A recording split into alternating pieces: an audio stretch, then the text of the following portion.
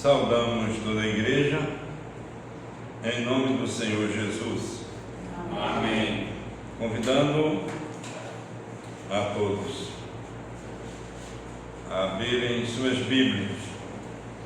Abra sua Bíblia na carta do apóstolo Paulo à igreja de Éfeso, no capítulo 4. Efésios, capítulo 4, de 17 ao 24.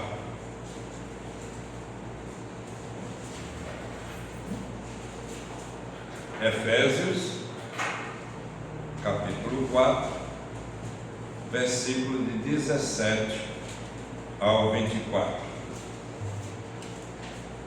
E lemos assim: Digo isto e testifico no Senhor, para que não andeis mais como andam também os outros gentios, na vaidade de sua mente, entenebrecidos no entendimento, separados da vida de Deus pela ignorância que há neles, pela dureza do seu coração, os quais, havendo perdido todo o sentimento, se entregaram à dissolução, para com avidez cometerem toda a impureza.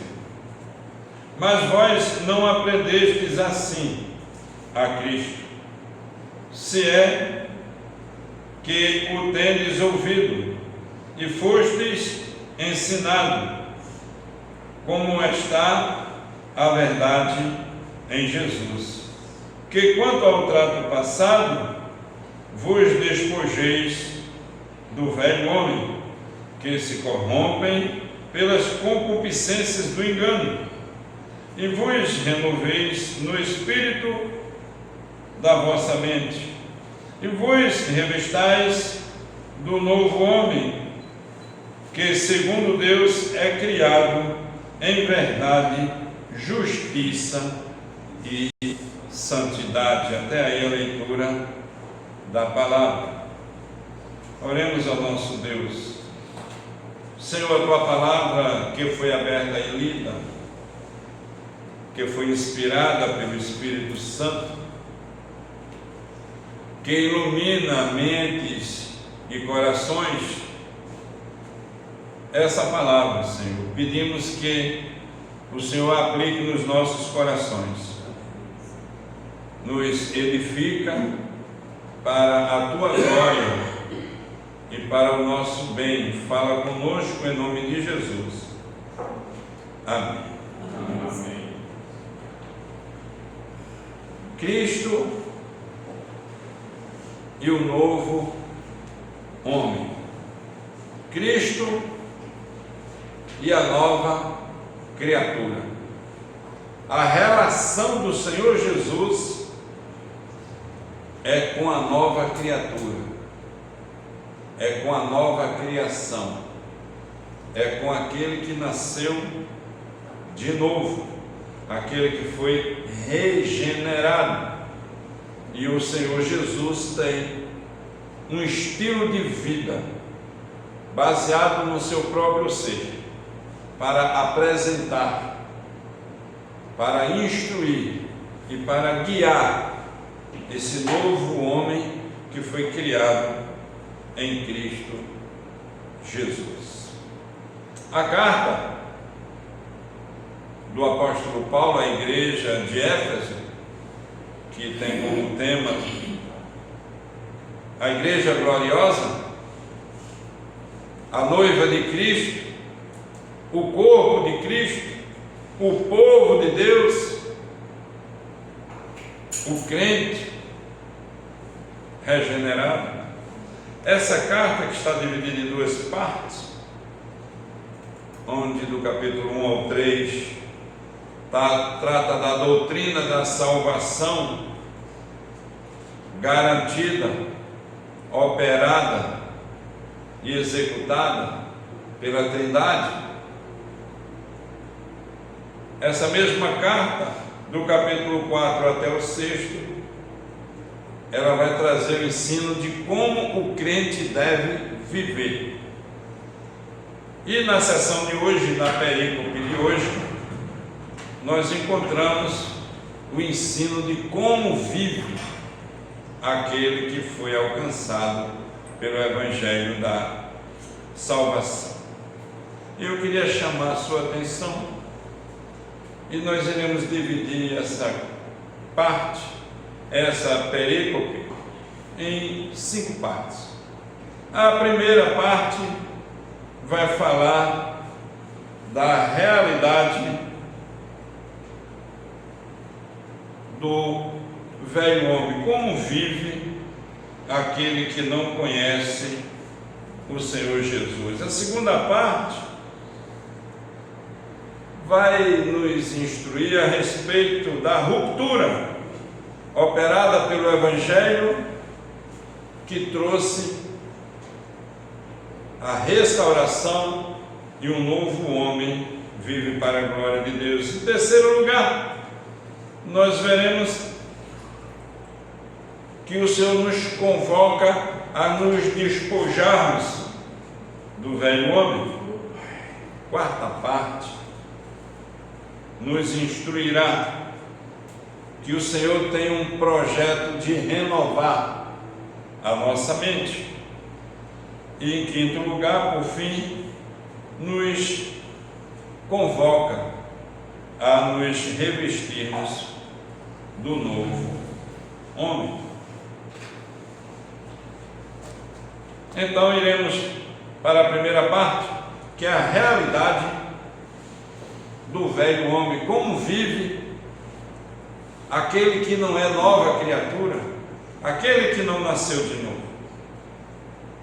Queria chamar a sua atenção para o texto, do capítulo 4, do versículo 17 até o 19, quando nós lemos: E digo isto, e testifico no Senhor, para que não andeis mais como andam também os outros gentios, na vaidade de sua mente, entenebrecidos no entendimento, separados da vida de Deus pela ignorância que há neles, pela dureza do seu coração, os quais, havendo perdido todo o sentimento, se entregaram à dissolução para com avidez cometerem toda a impureza.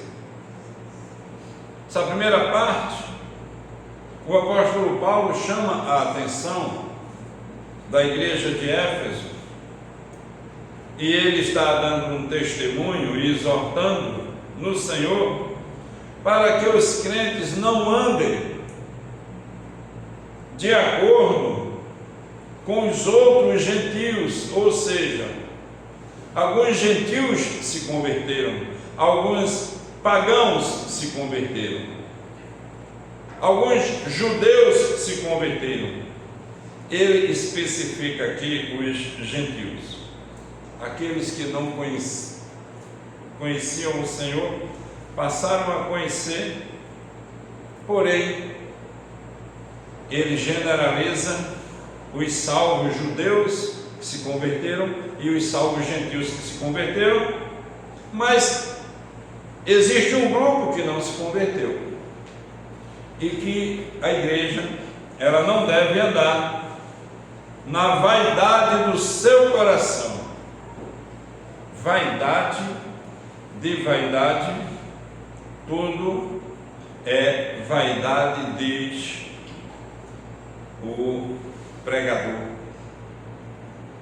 Livro do pregador, Provérbios do pregador. Existem alguns tipos de vaidade.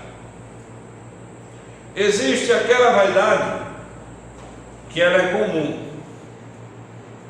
Você nasceu, você está vivo, você vai viver mais e depois você vai morrer. Significa que é passageiro. Isso é vaidade, significa algo que é passageiro. Existe a vaidade que é a esperança inútil, de uma vida fútil, de prazeres e de acúmulos ou não aqui na terra, olhando só para si e só para aquilo que está diante de si. Bens, coisas, até a vaidade religiosa, até a religião como fonte de prosperidade ou lucro. Também é vaidade. Não traz significado nem segurança, só traz ansiedade, desespero e depressão, mas também vai passar. Tudo passará. Até o céu e a terra vai passar. É verdade. Mas você e eu não. Nós não passaremos. Mas nós estamos dentro do contexto de vaidade. Tudo vai passar. E nós estamos dentro de uma realidade. Da vaidade do mundo que vivemos. Mas nós seremos e viveremos e somos já eternos. Já vivemos a eternidade aqui na terra. E esse mundo é passageiro. O mundo que nós passaremos por ele, ele é passageiro. Mas nós passaremos com a vida abundante, com a vida próspera, com a vida jubilosa, com a vida sabendo que pertencemos ao Senhor e que não andamos mais como andam aqueles que não amam ao Senhor. Mas num bom sentido, também é vaidade, porque vai passar. O que não vai passar é a nossa vida em Cristo e a nossa vida eterna. Por isso que o apóstolo está dizendo: não andem, não pensem, não queiram, não desejem viver como vivem aqueles que não conhecem ao Senhor, que andam de acordo com os desígnios do seu coração,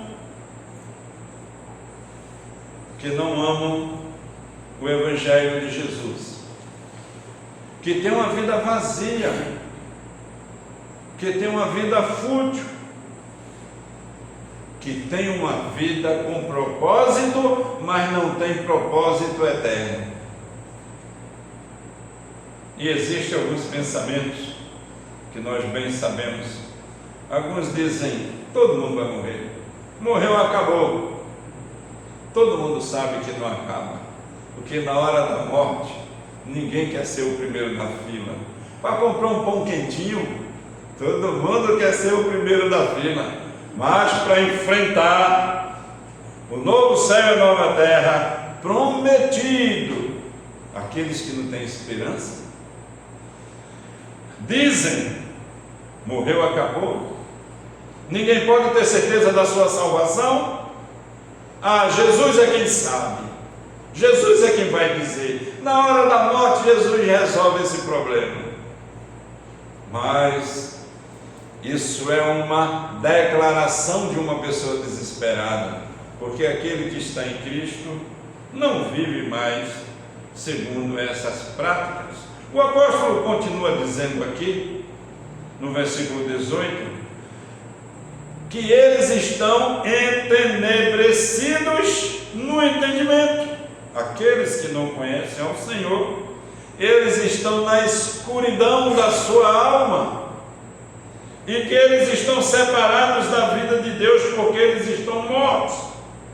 Eles são ignorantes porque eles ignoram a verdade do Evangelho, e os seus corações são duros porque não tem como amolecer.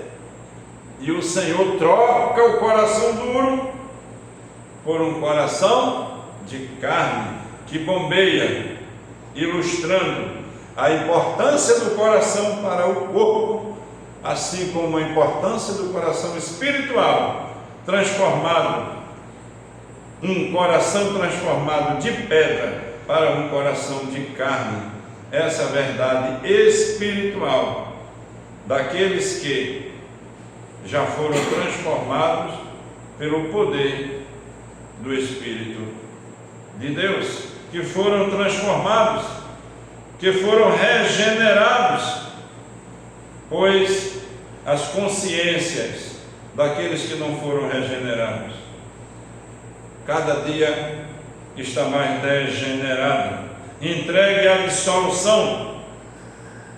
O versículo 19 diz: os quais, havendo perdido o sentimento, o entendimento, se entregaram à dissolução, para com avidez cometerem toda sorte de impureza, toda sorte de pecaminosidade.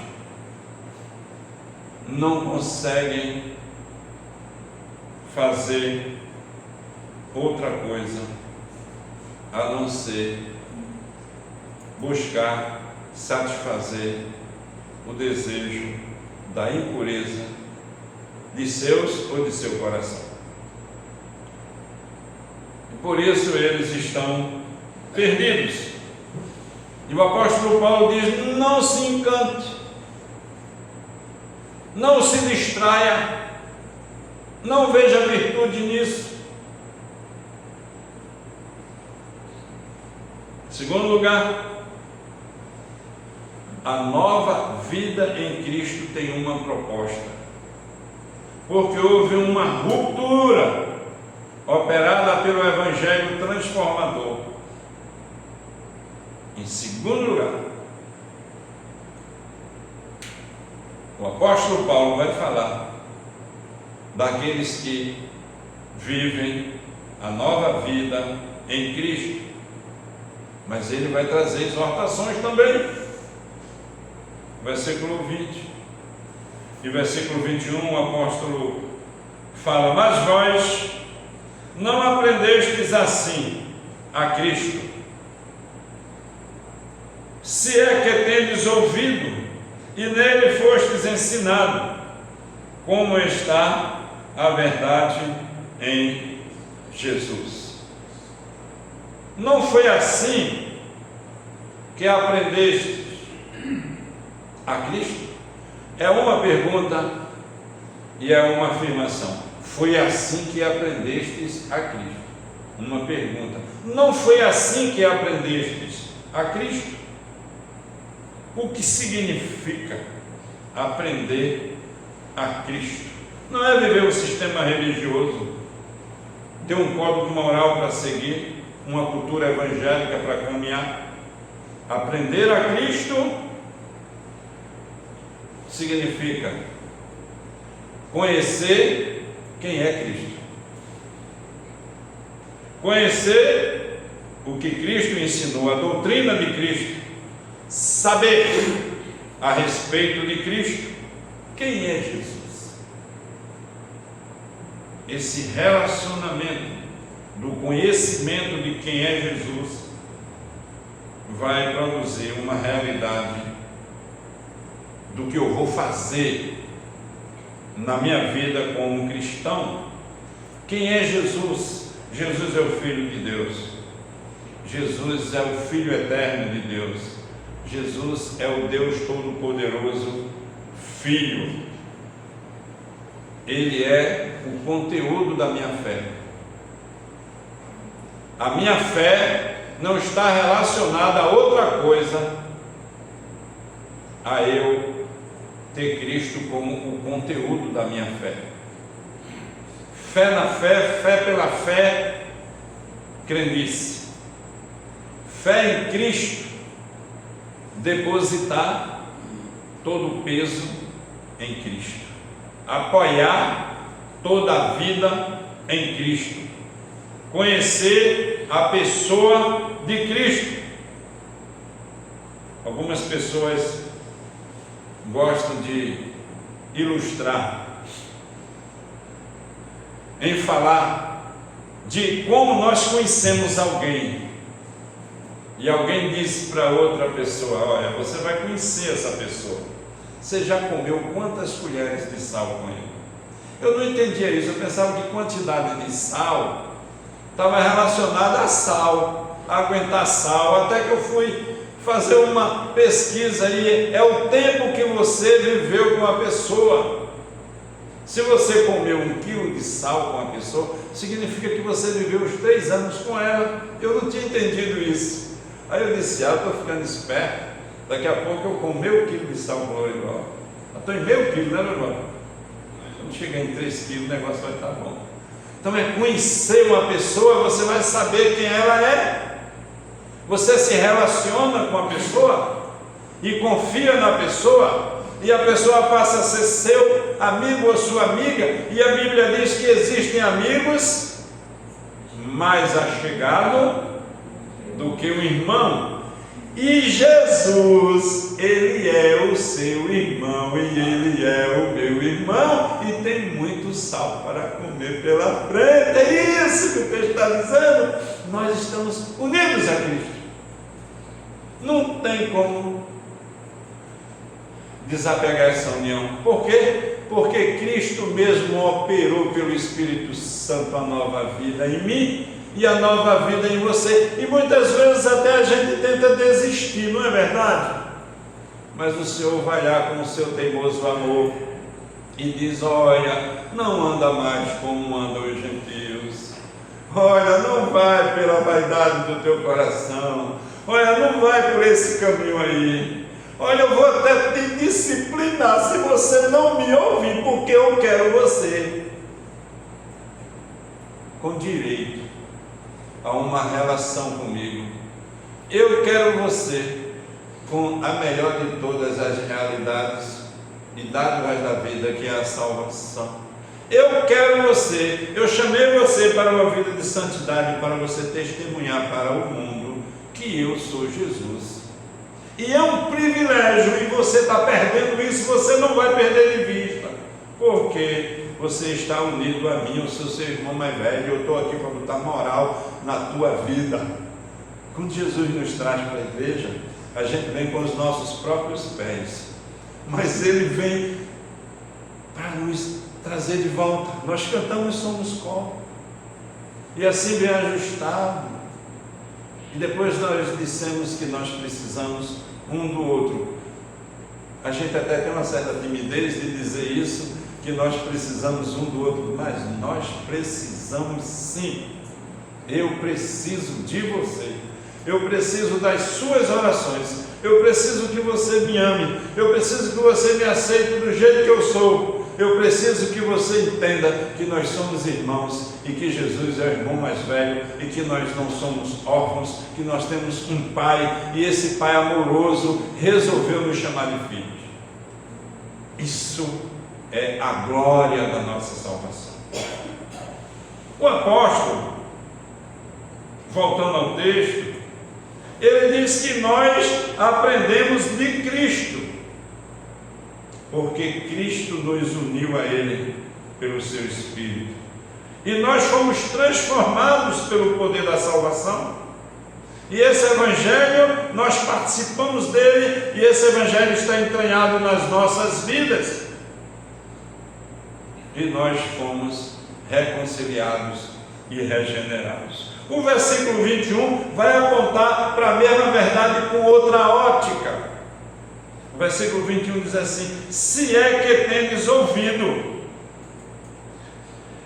e nele fostes ensinado, como está a verdade em Jesus. Essa verdade que está em Jesus, do versículo 20, que eu expus, ela é uma verdade que nós temos ouvido e nós fomos ensinados.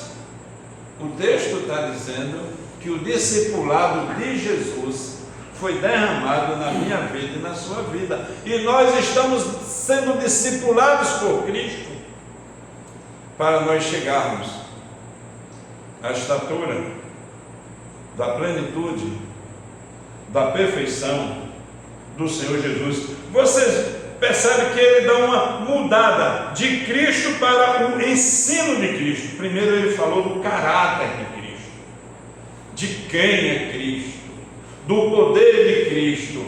Agora ele vai falar do ensino de Cristo, só que Cristo já tinha ressuscitado, não é verdade? Cristo já tinha enviado o Espírito Santo. A igreja já estava há mais ou menos 20 anos, a igreja de Éfeso. Paulo já está preso escrevendo essa carta. E Paulo está dizendo que esse ensino, que essa verdade, que esse evangelho que chegou na alma, ouvido aqui é alma, esta verdade que está sendo ensinada é a doutrina dos apóstolos. E perseveravam na doutrina dos apóstolos, e perseveravam unânimes no templo, e partiam o pão de casa em casa. Em cada alma havia temor, sinais e prodígios eram feitos no meio do povo de Deus. O povo glorificava a Deus, não havia nenhum necessitado. Enquanto isso, o Senhor acrescentava dia a dia aqueles que iam sendo salvos. Agora, depois de 20 anos, a doutrina, o ensino dos apóstolos sendo conservada, a igreja sendo conservada pela doutrina dos apóstolos, não por outro tipo de ensino. Uma igreja que não aceitava outro tipo de ensino que não fosse o bíblico a respeito de Jesus. E assim, ele diz: vocês foram instruídos, vocês foram discipulados nele, em Cristo, essa nova vida, essa doutrina da nova vida em Cristo, essa vida que foi feita para nós andarmos nela, assim como os gentios andam segundo a ignorância dos seus corações. Nós temos a nossa mente renovada, e a nossa mente foi transformada, e nós não nos conformamos com esse século, mas nós transformamos pelo Espírito Santo a nossa mente, a renovação que vai chegando na nossa mente, e nós vamos sendo renovados dia a dia, e nós experimentamos qual é a boa, qual é a perfeita e qual é a agradável vontade de Deus em Cristo Jesus. Esse é o conteúdo desses 2 versículos. Em terceiro lugar, ele vai chamar agora a atenção e vai usar uma ilustração da figura da roupa. Quando a roupa está suja, quando a roupa precisa de ser lavada, ou quando a roupa precisa ser trocada. Versículo 22 diz assim: que quanto ao trato passado, vos despojeis do velho homem, que se corrompe pelas concupiscências do engano. Olha só, ele está dizendo que concupiscência, desejo desenfreado da carne, desejo desenfreado da pecaminosidade, desejo que assalta com uma proposta de pecaminosidade, quer seja ela qual for, desde orgulho, vaidade, poder, sexualidade, ele generaliza aqui. E ele diz: isso era no trato passado. As roupas velhas, quanto ao trato passado, vos despojeis do velho homem. O velho homem é aquele que não faz mais parte da minha vida nem da sua. É aquele que o Senhor diz que lançou os seus pecados nas profundezas do mar. A profundidade do mar, o homem ainda não chegou ao fundo do mar. Então o Senhor lançou os pecados nas profundezas do mar. Aí aquele irmão comprou um barquinho, uma vara de pescar, e foi lá para o alto mar, com saudade dos pecados, é uma ilustração, e está ele lá pescando. e passa outro irmão e diz: o que você está fazendo aí?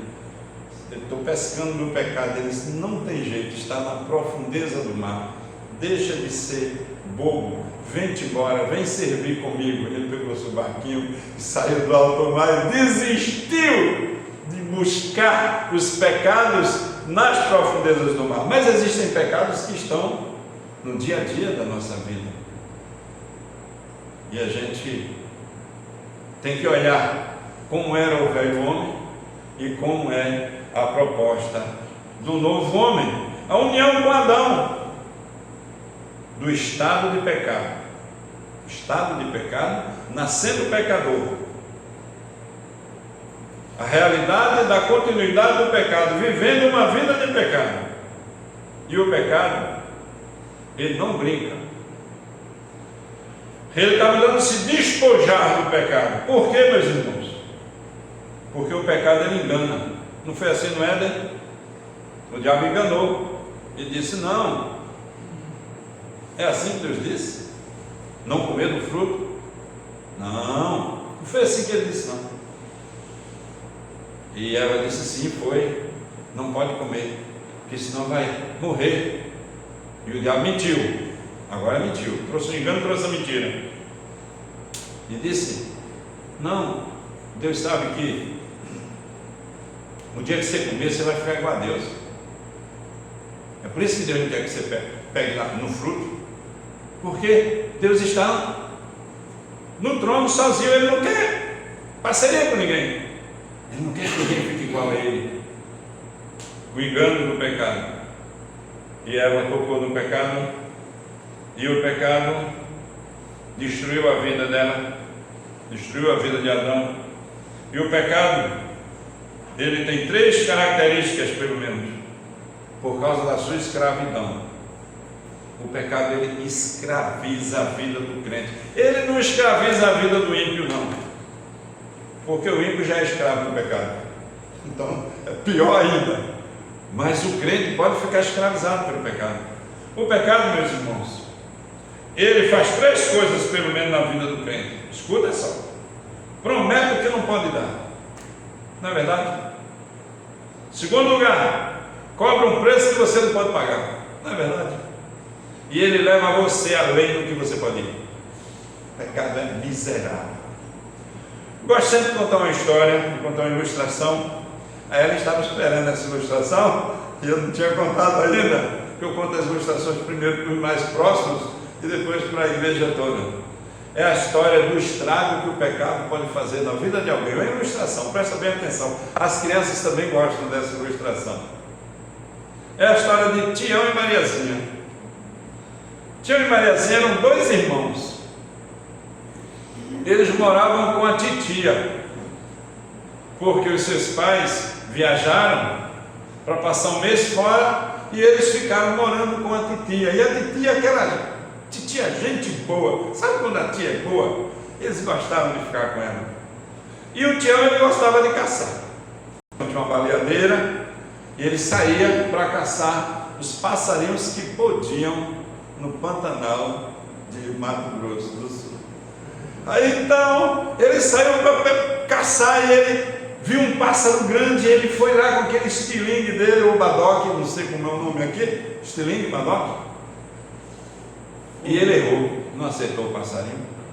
E ele foi, atentou com outro passarinho, também não conseguiu. Ele disse: hoje eu não consegui caçar nenhum passarinho. Voltou para casa. Quando ele chegou em casa, estava lá a gaiola da titia com um canarinho dentro da gaiola. Ele disse: eu errei daqueles passarinhos todinhos. Imagina esse pequeno da titia, quando ele soltou na cabeça do canarinho, o canarinho pau no fundo da gaiola. E meu Deus do céu, e agora eu tenho que esconder essa gaiola para a titia não ver.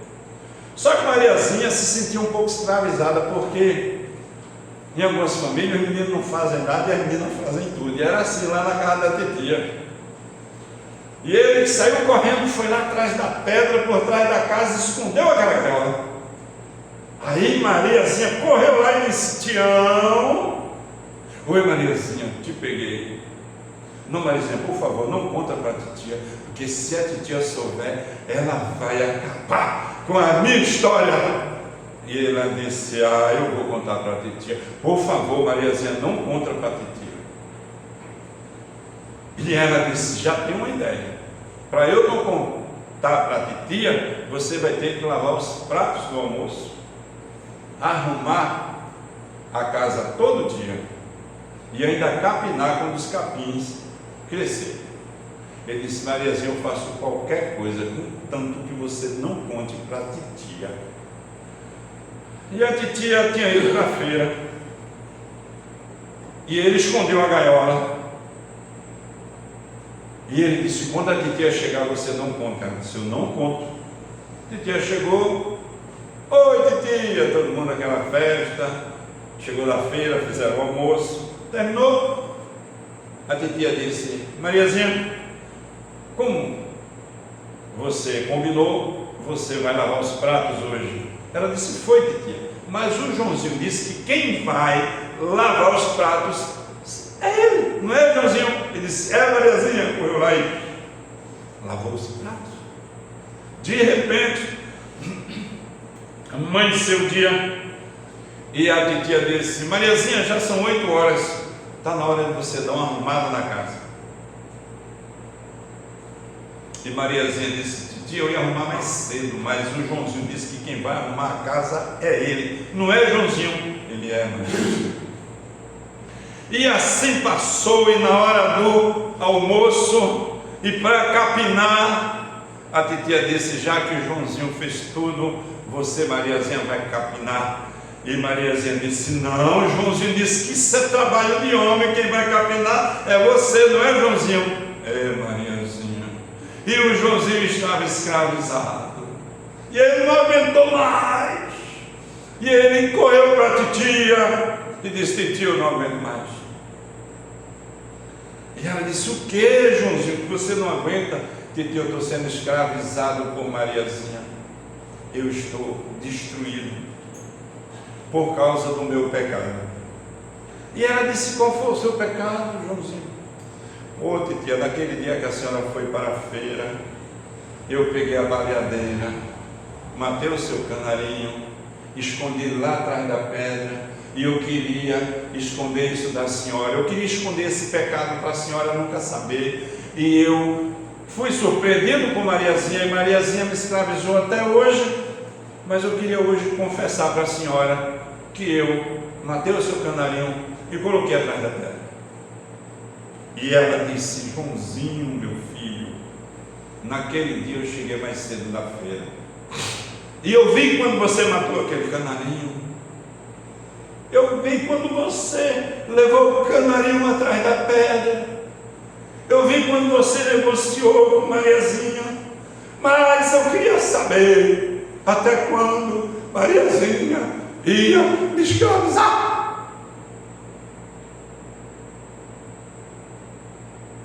Não tem como contar essa ilustração sem se emocionar. Até quando o pecado vai escravizar? Até quando precisamos chegar diante de Deus despojados do velho homem e dizer, Senhor, esse pecado eu não consegui confessar, esse pecado me escraviza, esse pecado me tortura, ó Senhor, e o Senhor vai dizer, eu conheço o seu pecado, meu filho, minha filha, eu vi quando você pecou, eu vi quando você praticou, eu queria saber até quando o pecado ia lhe escravizar, você está perdoado em nome de Jesus. Amém. Essa é a proposta. Por isso que você veio aqui hoje, por isso que eu estou aqui hoje, porque o Senhor tem uma proposta de revestimento, de uma nova vida, de um novo momento. Que Deus magnífico, aleluias. Quarto lugar, renovação da nossa mente. Despojado do velho homem, vestido do novo homem. Versículo 23. E vos renoveis no espírito da vossa mente. A mente sendo renovada pelo Espírito Santo de Deus, varrer da nossa mente, varrer do nosso coração, limpar, purificar por meio do Espírito Santo com o sangue que desceu da cruz. O sangue que purifica de todo o pecado, purifica para a salvação e purifica para a vida cristã. Esse sangue purificador, santificador do Espírito de Deus. O Espírito de Deus aplica essa verdade no nosso coração para que nós possamos crer. E essa santificação, ela vem também pela leitura da palavra. Se você não tem lido a palavra de Deus, leia ela todos os dias. Não coma qualquer tipo de comida antes de comer a comida dos céus. Oração. Não fale com ninguém depois que você se acordar, antes de você falar com Deus. Fala com Deus, conversa com Deus. Não abandone a igreja do Senhor. Seja a igreja, mas venha para a igreja. Não desista. Não permita que os seus pés lhes desobedeçam. Não permita que os seus pés não andem em direção à igreja do Senhor. Faz me lembrar a história de duas crianças. Estavam em casa, uma tinha 9 anos e outra tinha 11.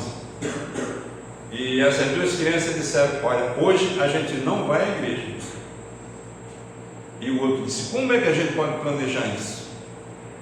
E eles disseram: como eu vou me fazer de doente? Aí eu vou dizer para papai e para mamãe que eu estou com febre. Eu vou enrolar um lençol no pescoço e vai esquentar. Aí quando a mamãe vier, eu desenrolo, aí está quente, ela vai ver que eu estou com febre. Aí tu diz assim: eu também não vou, porque eu vou cuidar do meu irmãozinho, e a gente não vai à igreja. Aí combinaram. Aí de manhã os pais se arrumaram e os filhos lá, um deitado na cama, se fazendo de doente, e o outro dizendo: eu vou cuidar dele, ele não pode ir, ele está com febre. Aí a mãe dele disse: a mãe é mais esperta nessa hora, sabe isso, né? Dentro de casa as mulheres são mais rápidas que os maridos, geralmente é assim. Os maridos também são rápidos, mas não conseguem sempre acompanhar essa dinâmica. Aí a mamãe disse: vocês dois mesmo assim se arrumem como se fosse para a igreja. Aí eles se arrumaram, se deitaram lá. Aí ela disse: agora eu queria que vocês levantassem, vocês vão ficar aqui, eu vou para a igreja? E eles disseram: é. E ela disse assim: vocês ficam, mas as orelhas vão.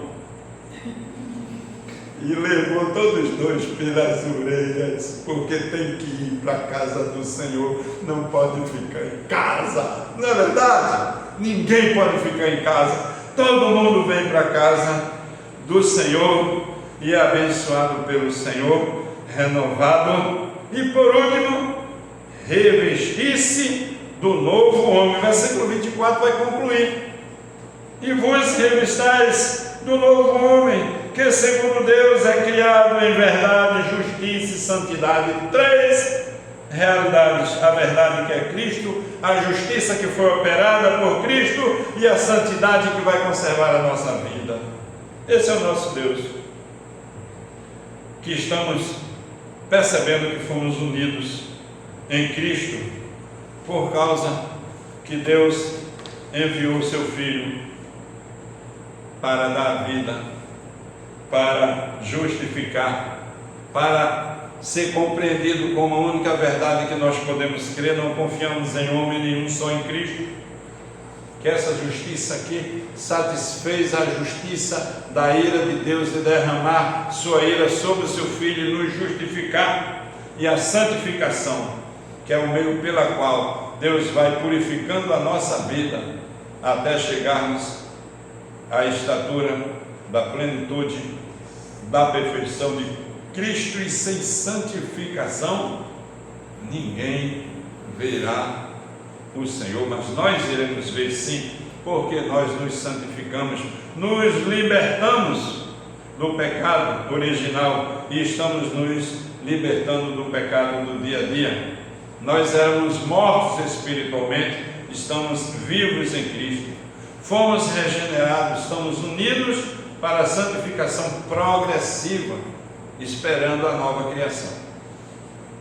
A nova criação nós já temos, mas a nova criação na redenção plena do novo céu e da nova terra. E eu queria trazer algumas aplicações e conclusões do texto de hoje para nossas vidas.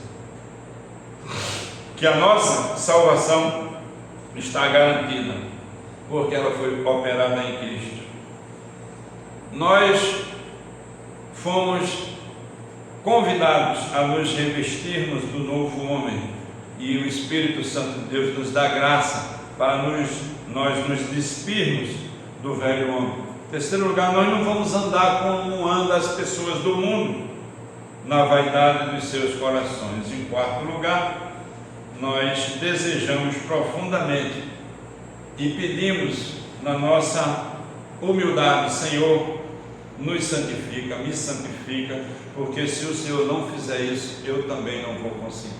Então o Senhor Jesus nos santifica e também nós nos santificamos. E nós não iremos responder diferente, nós iremos dizer: não andamos mais segundo o padrão do mundo.